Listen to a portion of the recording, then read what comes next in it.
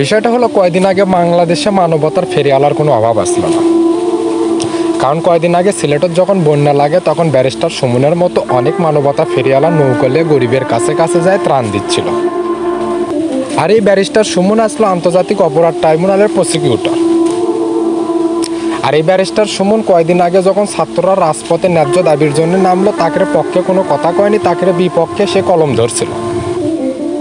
সে কোনো একটা কথাই বলেছিল যে রাজপথে যারা আন্দোলন করছে আর দেশের রাষ্ট্রীয় সম্পদ ধ্বংস করছে। তুমি মানবতার ফেরিওয়ালা, তোমার টার্গেট হচ্ছে প্রধানমন্ত্রী হওয়া, কিন্তু দুনিয়ার প্রধানমন্ত্রী এত বোকাচোদা লয় যে হাসিনা তোমাকে পথ ছেড়ে দিবি। সুতরাং মানবতার ফেরিওয়ালা যারা স্বার্থের তাগিদে বিভিন্ন বিকাশ নগদের টাকার ধান্দা দিয়ে দেশের কাছে ফেরিওয়ালা সাজে, তারা আসলে প্রকৃতপক্ষে কেউই ফেরিওয়ালা নয়। কারণ দেশের স্বার্থে তারা কখনোই কথা বলে না।